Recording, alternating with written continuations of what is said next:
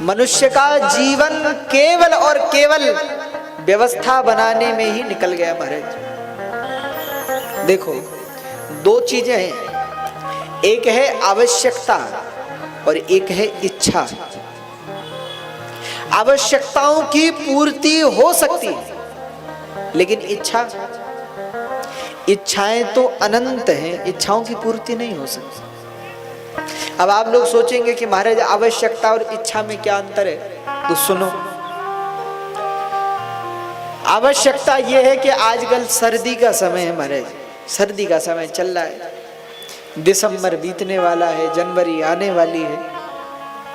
तो शरद के महीने में, सर्दी के मौसम में भैया बढ़िया कपड़ा पहनने को चाहिए जिससे ठंड न लगे, गर्म रहे।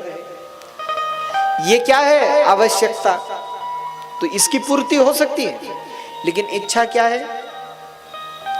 आवश्यकता तो ये है कि भाई सर्दी का समय है तो हमको बढ़िया एक शॉल चाहिए या स्वेटर चाहिए या कुछ पहनने को चाहिए, ये आवश्यकता है, इसकी पूर्ति हो जाएगी। लेकिन इच्छा क्या है? महाराज जैसा शॉल हमारा हो वैसा किसी का ना हो, जैसी स्वेटर हमारी हो वैसी किसी के ना हो, बस। ये है इच्छा। और इच्छाओं का अंत नहीं है, इच्छाएं अनंत है।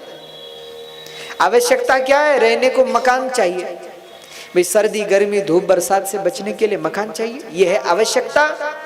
लेकिन इच्छा क्या है? बोले महाराज जैसा मकान हमारा हो वैसे पूरे शहर भर में किसी का ना हो, यह है इच्छा। और ये इच्छाएं ही मनुष्य को रुलाती हैं, ये इच्छाएं ही मनुष्य को परेशान करती हैं। आवश्यकताएं बुरी नहीं है, इच्छाएं बुरी। नारद जी कहते हैं महाराज संसार में सब लोग मात्र और केवल उदर पूर्ति में व्यस्त है, अपनी इच्छाओं के भरण पोषण में लगे। न किसी को धर्म से लेना देना, न किसी को मोक्ष से लेना देना, न यज्ञ व्रत तप दान धर्म तीर्थ व्रत, कुछ नहीं। केवल और केवल मनुष्य का जीवन इच्छाओं में ही ऐसा घिर चुका है कि वह अपनी इच्छाओं से ही मुक्त नहीं हो पा रहा।